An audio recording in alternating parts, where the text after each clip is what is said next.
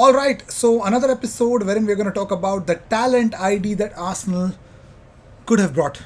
The whole talent ID could have brought Federico Valverde to Arsenal. Of course, we're going to talk about that. We're also going to talk about Raul Sanyehi in detail as to what led for his departure, what led to his departure from Arsenal, and of course, what Arsenal did with him. We're going to talk about that. We're also going to talk about more stuff, including Pau Torres, how Bukayo Saka, even though not providing or scoring much, still adds a lot of value in breaking down a lot of, uh, breaking down a very important statistic needed for getting the results. So the first news is, of course, about Federico Valverde, the Falcon. So Arsenal reached a verbal agreement with Valverde in 2014.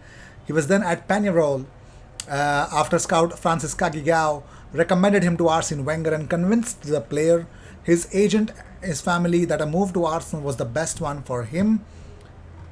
Valverde flew into London with his agent in December 2014 and trained with Arsenal first team for 6 days. However, Arsenal decided to wait to place a £2.7 million offer until after the South American Under-17 Championship, but Real Madrid had already made their move. So that one hesitation led to Federico Valverde signing for Real Madrid instead of Arsenal. And as of today, his market value is 70 million euros. Apparently, I'm pretty much sure he's way more than that. So that's the fantastic player that could have joined Arsenal. Anyways, Arsene Wenger was asked, can Arsenal, this current Arsenal team, challenge for the Premier League title? Arsene said, I would say they have a good chance this season because I don't see any super dominating team. Overall, I believe there's a good opportunity there this season. So, oh my god, this season, good opportunity? Okay, whatever. Whatever, man. I'm not gonna be more into it. I really don't want to be a big, huge factor into it. But moving on, so Raul Sanyehi opens up about Arsenal. Why do people, when they leave Arsenal, are so bitter? But I guess whatever he's saying is true, and of course, this is what he feels. He says that Arsenal have betrayed the model a little bit now. By going to the manager at the top, that is a mistake, but that is their mistake. I would not have allowed that to happen, but that's fine. It is working so far for them. Arsenal had decided to move on from Wenger, one boss who did everything. I do not agree when clubs call the first team coach the manager. First team coach, that is enough. Nowadays, the workload is overwhelming and I need him to concentrate on the first team. Anything that distracts you from that is not your responsibility, like the travel arrangements, the pitch, salary budget, medical department. We'll get other people to do that. The first team coach is short term oriented, just win tonight's game. Well, not only that, Sonny, he spoke about Emery's first season. He says, it was crucial for Arsenal to make the Champions League. We had a good coach in Unai, but losing the final to Chelsea made us stay in Europa League, which made the second year hell for Unai. It's funny now, but I remember in December 2019, I had dinner with the four guys, Mikel, Edu, Husfemi, and Per Mertesacker. On the toast, I said, now it is on us. It is exactly the model I asked for. Then in March, everything just fell apart. I was sad. The Cronkies entered into panic, but a logical panic, as the world entered into the whole virus situation. I am sure I would still be there, as my relationship with the Cronkies was great. I don't feel betrayed by the Cronkies. They had the LA Rams, Nuggets, Colorado Rapids, and all of a sudden, all those teams could not play. You still had to pay the salaries. You did not have guaranteed broadcast revenues. So this is what Sanyehi has to say. But, well, apparently there's this news that is actually coming out that, according to James Ollie at the time, Arsenal held an internal investigation led by Edu in 2020 into the £72 million signing Nicola Pepe.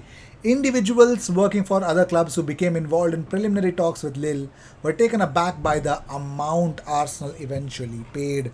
That definitely led to Raul Sanyehi's departure from Arsenal, man. I'm pretty much sure that that single-handedly led to his departure. I don't think so. There's any other strong reason why he's still not a part of Arsenal anymore. Moving on, so talking about Pau Torres, well, it looks like Arsenal are very much interested to sign him. Well, it looks like that. It really does. More on Pau Torres in the coming part of the video, but here we go. So, if you talk about teams that actually, breaking down opponents' low blocks, Arsenal are really, really, doing good this season about that. But more importantly, one player is specifically involved in that, and that is, if you can see at the very end, you can see Bukayo Saka's name. Yes, sir. That is Bukayo Saka. Very interesting, very, very interesting player. And he is, even though he's not scoring much as you'd want him to, but he's really adding to that Arsenal, you know, he's really adding to it.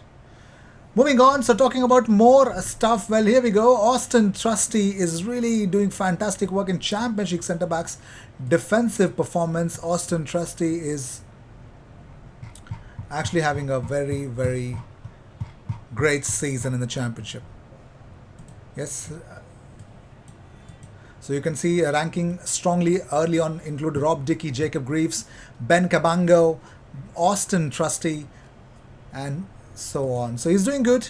He's doing good. Arsenal are really going to have a very interesting player in the coming season. But more importantly, Thomas Partey has been given permission to go back to Arsenal. An injury scare, and he's going to be going back to Arsenal. But Granit Xhaka versus Spain, a victory of 2-1. Played 90 minutes, 41 touches, 21 out of 25 accurate passes, 1 shot, 2 passes into the final third, 3 out of 8 ground duels won, 1 aerial duel won, 10 recoveries, 3 interceptions, 4 clearances, 1 block, 1 tackle, 1. 2 passes into the final third. He has been phenomenal. Phenomenal. Marco van Basten speaks about Arsenal. He says, Arsenal are the most beautiful club in England. At Man City and Chelsea, they will never have that class and style. So that's really cool.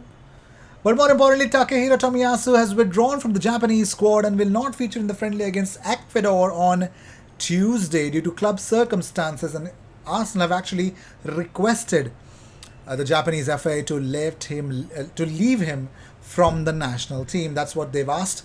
That's what they have gotten as well. So, big update coming in, and we have confirmed news regarding that. So, moving on back to where we belong is about Pau Torres. Now, Fabrizio Romano on Arsenal's interest in his Caught Offside podcast spoke about Arsenal's interest on Pau Torres this summer. He says Arsenal, Chelsea and Tottenham explored this possibility but did not want to spend 40 to 45 million euros.